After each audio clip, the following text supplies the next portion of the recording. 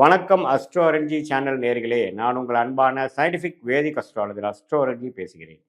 நல்லது நினைப்போம், நல்லதே நடக்கும். இந்த வீடியோவில் நம்ம என்ன பார்க்க போறோம்னா, கும்ப லக்னம் கும்பராசிக்காரர்களுக்கு கர்ம பலன் எப்படி செயல்பட போகுது, கிரக அமைப்பு எது மாதிரி சாதகமான அமைப்பாக இருக்கிறது, எது மாதிரி அமைப்பு சாதகமற்ற அமைப்பாக இருக்கிறது, எந்த கிரக அமைப்பு இருந்தால் எந்த மாதிரி ஒரு காம்பினேஷன்ஸ் வந்து நல்ல பலன்களையும் எது மாதிரி காம்பினேஷன் வந்து தீய பலன்களையும் கொடுக்குங்கிறது சயின்டிஃபிக் வேதிக் அஸ்ட்ராலஜி முறையில் எதையும் மிகைப்படுத்தாமல் உள்ளது உள்ளவாறு ஒரு ஒரு கிரகம் இப்படி இருக்கிறப்ப எது மாதிரி கர்மாவை கொடுக்கும் அப்படிங்கிறத பரிகாரங்கள் மூட நம்பிக்கைக்குள்ளே போகாமல் துல்லியமாக சயின்டிஃபிக் முறையில் நம்ம வந்து இந்திய வேத ஜோதிட அடிப்படையான ஒளித்தத்துவ முறையில் நம்ம இந்த வீடியோவில் நம்ம பார்க்க போகிறோம். இப்போ பாருங்க, கும்பலக்கணத்துக்கு வந்து மிகவும் முக்கியமான கிரகம் சுக்கிரனும் புதனும். அது ரெண்டு கிரகம் தான் நன்மையை பயக்கக்கூடிய அற்புதமான ஒரு கிரகமாக வருகிறார். சுக்கிரன் பாதிக்கப்படாமல் புதன் பாதிக்கப்படாமல் இருந்துட்டாவே பாதி போராட்டத்தை ஜெயிச்சு விட்டார்கள் கும்பலக்கணக்காரர்கள் கும்பராசிக்காரர்கள் தெரிஞ்சுக்கணும். ஸோ சுக்கிரன் வந்து மீனத்தில் உச்சம் பெறுகிறார். அதே சமயத்தில் குருவின் பார்வை பெறும் பொழுது அற்புதம். சனியின் பார்வை பெறாமல் ராகுவோட சேராமல் குரு பௌர்ணமி சந்திரனின் பார்வை புதனோட சேர்ந்திருக்கிறது அருமையான கர்ம பலனை கொடுக்கும். அதே மாதிரி புதன்கிற கிரகம் வந்து அடுத்தபடியாக ராஜோகாதிபதியாக வந்து அவர் குருவின் பார்வை பெற்று பௌர்ணமி சந்திரனின் பார்வை பெற்று சுக்கிரனோட சேர்ந்திருக்கும் பொழுது அருமையான அமைப்பை கொடுக்கும். ஆனால் அவர் சனியோட சேர்ந்து ராகுவோட சேரும் பொழுது மிகவும் தவறான ஒரு அமைப்பாகவும் நிறைய வாய்ப்புகள் வாழ்க்கையில் இருந்தாலும் சிலதெல்லாம் செயல்படுத்த முடியலைங்கிற மாதிரி ஒரு அவதூறான ஒரு ஒரு அவயோகத்தை கொடுக்கக்கூடிய அமைப்புகள் இருக்கு. ஸோ அதனால இந்த புதன்கிற கிரகம் எப்படி இருக்குது உங்கள் ஜாதகத்தில் நம்ம முக்கியமாக பார்க்கணும். காம்பினேஷன்ஸ் எப்படி எந்த பிளானட்டோட சேர்ந்துருக்கு அப்படிங்கிறதெல்லாம் நீங்கள் வந்து சரியாக பார்த்து தான் முடிவு பண்ணணும்.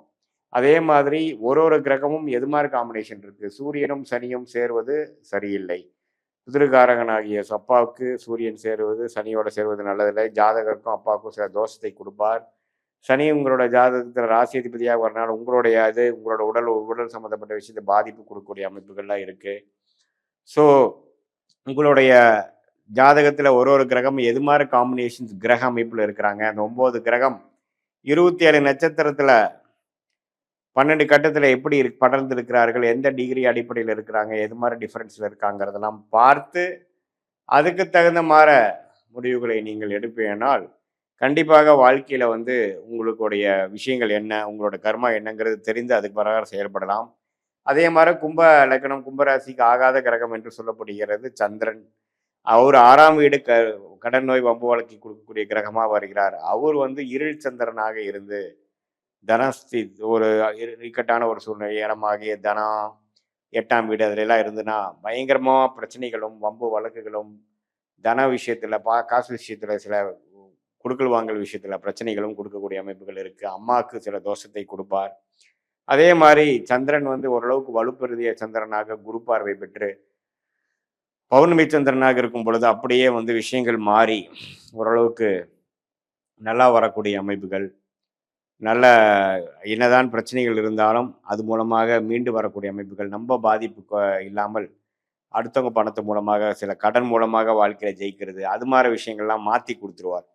ஸோ எல்லாமே ஃபைனல் டிசிஷன் என்னன்னா அந்த கிரக அமைப்புகள் எப்படி இருக்குது, எந்த மாதிரி ஸ்தான பலம் திக்பலம் இருக்குங்கிறத பொறுத்து தான் உங்களுக்கு யோகங்கள் எப்படி இருக்க போகுது, அவயோகங்கள் எப்படி இருக்க போகுதுங்கிறது முடிவாகிறது. அதே மாதிரி நியூட்ரலான பிளானட் ஆகிய குரு, செவ்வாய், சூரியன் போன்ற கிரகங்கள்லாம் ஜாதகத்தில் எப்படி இருக்குது. சூரியன் சனி சேரக்கூடாது. நான் முதலே சொன்ன மாதிரி ஒளி கிரகமாகிய சூரியனும் சந்திரனும் ராகு கேதுகளோட சம்மந்தப்படக்கூடாது, சனியோட சம்மந்தப்படக்கூடாதுங்கிறத நீங்கள் முக்கியமாக தெரிஞ்சுக்கணும். செவ்வாய் புதனோட சேரக்கூடாது.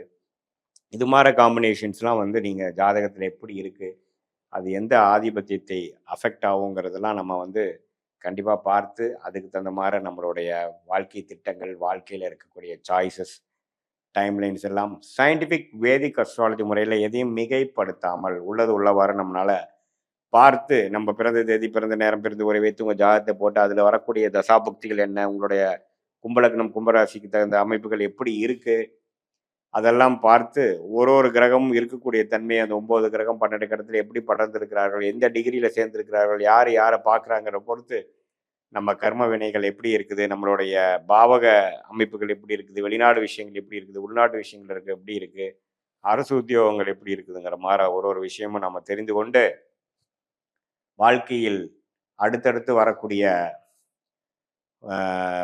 ஸ்டேஜஸை நம்ம கரெக்டான முறையில் கடந்து எந்த ஒரு வாய்ப்பையும் இழக்காமல் தேவையற்ற டைரக்ஷனில் போய் தேவையற்ற பொருள் விடயங்கள் சமய விரயங்கள் அதெல்லாம் செய்யாமல் நமக்கு என்ன மாதிரி அமைப்புகள் பிராப்தமாக இருக்கிறதோ அந்த துறையில் போய் போராடி அதுக்கு தகுந்த மாதிரி சில நுணுக்கமான சில விஷயங்களை செய்து வாழ்க்கையில் நம்மளுடைய பொட்டென்ஷியல் என்னவோ அதுக்கு தகுந்த மாதிரி முடிவுகளை எடுத்து அதுக்கு தகுந்த மாதிரி வாழ்க்கை திட்டங்களை செய்து நம்ம தக்க நேரத்தில், அதாவது சில நேரத்தில் அதிகமாக நம்ம ரிஸ்க் எடுக்க வேண்டியது வரும். சில நேரத்தில் அதெல்லாம் பண்ணுறது அவ்வளோ சரி வராது. எந்த நேரத்தில் எப்படி பண்ணலாங்கிறத உங்களுடைய சார்ட், உங்களுடைய ஜாதகம் சயின்டிஃபிக் வேதிக் அஸ்ட்ராலஜி முறையில் எப்படி சொல்லுது, அது எப்படி ஒரு ட்ராவல் பண்ணுற ஒரு கூகுள் மேப் எல்லாத்தையுமே கொஞ்சம் பிளானிங்க்கு யூஸ் ஆகுதோ அதே மாதிரி நம்மளுடைய சயின்டிஃபிக் வேதிக் அஸ்ட்ராலஜி எதையும் மிகைப்படுத்தாமல் பரிகாரங்கள் அது மாதிரி விஷயத்துக்கெல்லாம் போகாமல் உள்ளது உள்ளவாறு அருமையாக நம்ம தெரிந்து கொண்டு அது பிரகாரம் உங்களுடைய வேலை, கல்யாணம், குழந்தை, உடல்நலம், பொருளாதார முடிவுகள், சொத்து வாங்குதல், தாயார், பெற்றோர்கள் எல்லா விஷயங்களும் எப்படி இருக்குது, எது மாதிரி விஷயங்கள் நம்ம எடுக்கலாம் அப்படிங்கிறதை எல்லா ஹோலிஸ்டிக்காக நம்ம பார்க்கும் பொழுது அதன் பிரகாரம் நம்மளுடைய past, present, future, short term, long term விஷயங்கள்லாம் எப்படி பேன் அவுட் ஆகுது, நம்ம அது இப்போ எந்த ஸ்டேஜில் நம்ம இருக்கோம் அப்படிங்கிறதெல்லாம் தெரிந்து கொண்டு அதுக்கு தகுந்த மாதிரி வாழ்க்கை முடிவுகளை நம்ம எடுத்து வாழ்க்கையில் படிப்படியாக நம்ம முன்னேற முடியும் என்று சயின்டிஃபிக் வேதிக் அஸ்ட்ராலஜி முறையில் நமக்கு வாழ்க்கையில் நமக்கு உத்வேகமும் கிளாரிட்டியும் பெற முடியும் என்று சொல்ல விரும்புகிறேன். மீண்டும் மற்றொரு காணொலியில் சந்திப்போம். நன்றி, வணக்கம்.